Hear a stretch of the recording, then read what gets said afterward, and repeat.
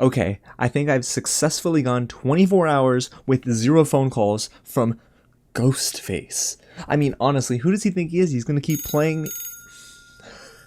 I can't. You know what? I'm gonna put him on speaker. Let's see what he's got to say. Funny how you can see someone's true character when they're alone. Or at least when they think they're alone. I have one question for you, James. What's your question? Guess where I'm hiding. Alright, dog. Well, I'm gonna burn this. I'm gonna go get on a flight to somewhere, but I ain't staying here.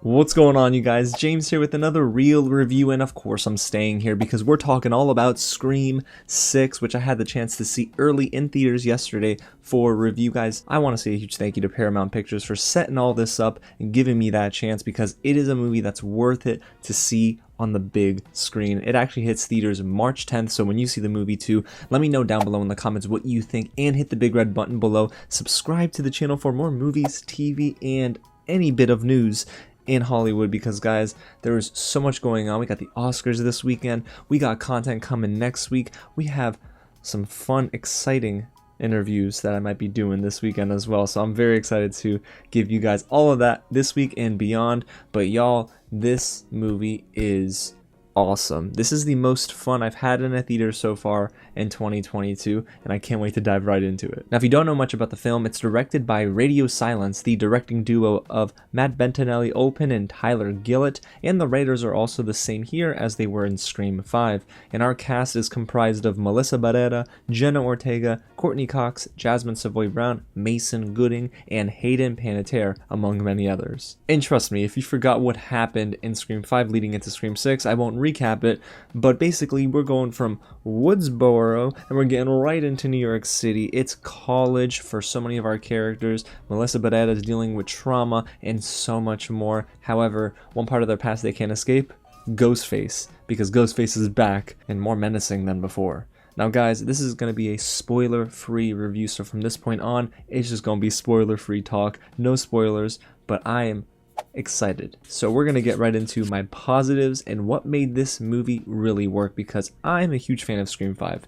Currently it sits at number 2 in my franchise ranking list, so going into this movie, of course I was really thrilled, but I have to say, they improved on some crucial areas in Scream 6. The focus on our new cast really is much stronger than in Scream 5. We get much more time spent with Melissa Barrera and Jenna Ortega.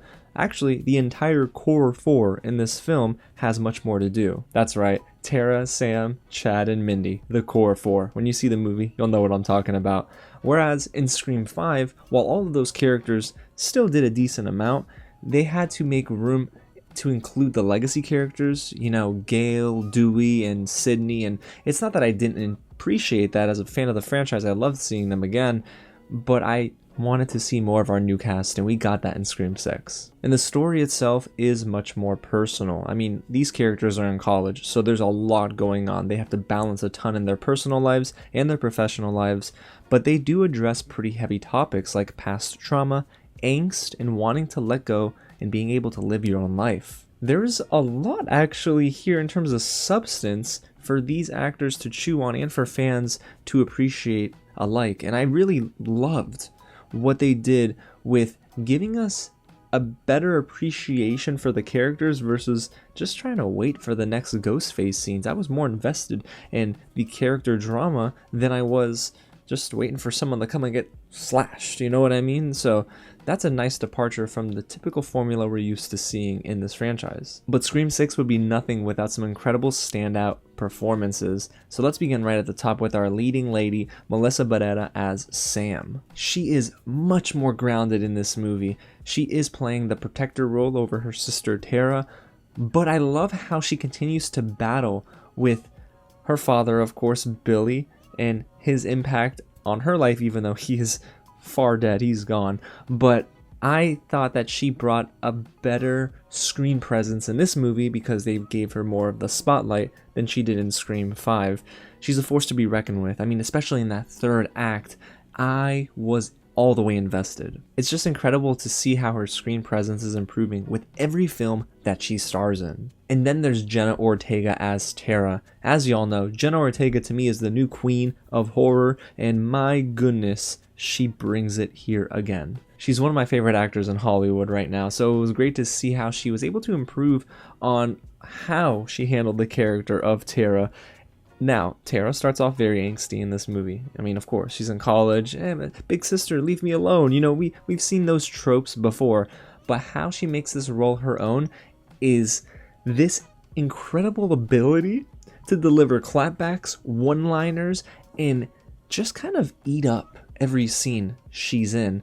I mean, I loved how Tara was put in these very intense situations, high-pressured situations, and I bought every minute of what Tara did to react to those situations. I'm not trying to spoil anything, of course, but Jenna Ortega continues to prove here why she deserves screen time, why she deserves big roles, and why she is next up. Then there's Jasmin Savoy Brown, and I really loved Mindy in Scream 5 and in Scream 6.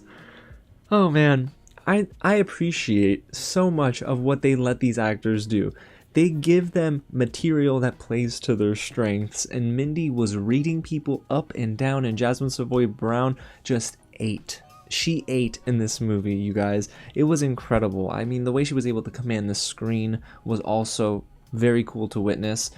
It's just nice, right, to see the evolution of all of these lead characters and how Scream 6 just expounds upon that. And Mason Gooding, to me, is going to be an underrated character in this movie because there are some great performances, but what he does as Chad is awesome. He gets a lot more room to shine in the second half of the movie, but I bought every scene he was a part of. I love that he was jovial, that, you know, he also didn't like people playing with his family, and he is the glue for this group. I mean, the perfect character to be the glue for this group. So Mason Gooding just again proves he can be funny, he can be serious, and I honestly was invested in his character. Very much so. Okay, again, no spoilers. Okay, so let's move on to the next standout here, and that's Hayden Panettiere as Kirby. She's back, y'all, and she's better than ever. Now, I love Kirby, and I loved her in Scream 4, and I still think she's one of the best characters in the franchise, but there are more layers added to her. She's not a legacy character per se, but they bring her in to aid the story. There's not like a solo scene with her, you know, they're not taking away from the new cast, but Kirby here is just very, very well equipped to play the role she's playing. You know, she plays an FBI agent, so it's really cool to see exactly what Hayden Panettiere does in this role, and she's also the perfect actor to be able to go blow for blow with Courteney Cox as Gale. Their back and forth, I was living for it. It was so funny to me, and the humor here was just so effective, and it really is driven more so by Hayden Panettiere and Courteney Cox. It's just really cool to see how they both were going back and forth. And speaking of Courteney Cox, she also is very consistent as Gale. Listen, she's a legacy character, and she's a legend in this franchise, but they didn't actually overdo it with the amount of exposure they gave her character. Instead, she was there to aid the plot and not be the plot, and that's very important. Now, outside of these standout performances, on a technical note, I'm a big fan of what directors Matt Bettinelli-Olpin and Tyler Gillett did with Scream 5, and they just bring over that same consistency with Scream 6. They're the perfect duo, honestly, to handle this franchise right now in its revival stages, and the way Ghostface is used, it's not overdone. I mean, Halloween, take some notes. You know, those movies were just terrible, but the way that Ghostface is handled here is scary yet again, but scary in a way that is more dominating, and the way Ghostface towers over his victims, it's incredible to witness. I just love the way they film Ghostface. It's menacing, right? And I think every single scene where Ghostface is trying to go and attack our core four or any of their friends, it was insane, it was tense, and it's due in large part to the directing. There are actually two set pieces that blew my mind. The subway scene and the convenience store scene. Both are scenes that we got hinted at in the trailers, but trust me, when you go into this, there's much more that you don't expect in those scenes alone, and it was so much fun. A lot of people are probably going to overlook the third act as well, but it was really how do I say this? It was the biggest set piece, but it also was the most personal. So there are a lot of elements that both directors play with in this movie, and they play with them very well. I also appreciate the writing. I know we mentioned earlier, same writers as Scream 5 are back for Scream 6, but there were so many twists and turns that I didn't see coming, and yes, they were enjoyable. And there are also several moments where if you are a fan of this franchise, this movie will speak to you in a beautiful way. I do recommend watching Scream 5 before Scream 6, because if you go into Scream 5 not really knowing much about the franchise, they kind of catch you up to speed in a decent way, but Scream 6 goes full court press and you're not being lectured to in terms of recaps. You're gonna get left behind if you don't know about Scream 5, so I definitely recommend hopping into that. So when you come to Scream 6 and you're invested, you remember much about this franchise, there are beautiful, beautiful moments where there are Easter eggs, and then I just tapped my friend on the shoulder. I said, "Did you see that? That's incredible. Did you hear that connection?" And then there are some musical cues as well. So I really enjoyed how they paid homage to Scream as a franchise while still pushing the cart forward. Now, I don't have many negatives for Scream 6. If anything, I probably just have two, and that begins with this. I think the score is a bit weak. Brian Tyler and Sven Falconer composed the music for this movie. Now, I'm not talking the soundtrack. The soundtrack is fine, but the score here, it's lacking a bit of impact. You know, there are some elements of Scream 6 where I felt maybe we could have got a harder punch. You know, I could have felt that impact, and the score would have helped tremendously. But it's largely forgettable and non-existent. It's not something that I feel is the best of the franchise. I was hoping for more. Scream 5's score is a lot better than Scream 6. Now, I'm hoping that Scream 7, if they have one, of course, improves on this area, because I was really missing that element of this movie. And even though I just talked about the twist and how I really appreciated it, it's definitely unexpected, don't get me wrong, but it actually isn't the most impactful twist that we've gotten in this franchise. It's okay, it's passable, it's fine, it's gonna be fun when you watch this in theaters, but my jaw wasn't on the ground like in previous Scream movies where my mind is blown and I was surprised. Scream 5's twist is much better than the twist here in Scream 6. That's not an indictment on the entire movie, but Scream 6, the ending is good. It's just not great, and that might be the deciding factor for why this movie doesn't jump over Scream 5 for me. But again, I'm gonna have to sit on that, let it marinate, and find out where Scream 6 sits currently.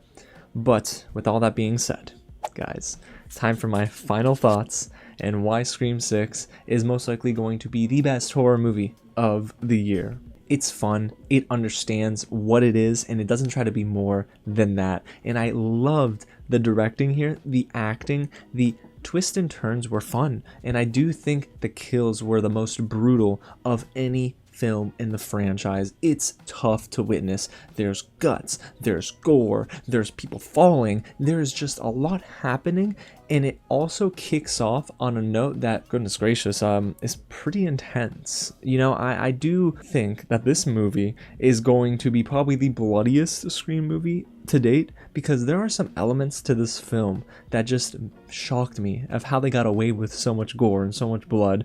But yes, Scream 6 is the most brutal one of them all. Now, is it the best Scream movie? No, it's not. It's not the best of the franchise, but it is still a really good time at the theaters, and the movie overall is gonna hold up. I was driving home and I just wanted to watch it again.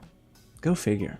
I mean, I just watched the movie, 30 minutes I'm in my car and I want to go back and watch again. Like, that is just a mark of a good film. So Scream 6 for me gets a strong 4 out of 5 is what I would give it. I don't think I would give it a 4.5 because it is missing a couple of elements that I would have liked to see maybe push it over the edge. But for the most part, Scream 6 is enjoyable. It's good. It's quality horror filmmaking, and the performances are just even better than Scream 5. Seriously, Jenna Ortega and Melissa Barrera, I said it in my out-of-theater reaction, but they're coming for the throne, y'all. Stop sleeping on Melissa Barrera's screen presence as well. She brings it here, and I'm so thrilled with how Scream 6 turned out. So there you have it, you guys. That's my real review of Scream 6. Let me know down below in the comments if you agree with me, if you disagree with me, or if Scream 6 is your favorite one of the franchise. Let me know your ranking down below as well. And hit the big red button and subscribe to the channel for more movies, TV reactions, more reviews, all that. It's coming on the channel, y'all. I got a lot to actually get through, and I'm gonna actually block that number that called me at the beginning of the review because I don't need any more distractions. That's right, Ghostface. What's up? Alrighty, y'all. Well, again, thanks so much for watching, and I'll catch you at the next screening.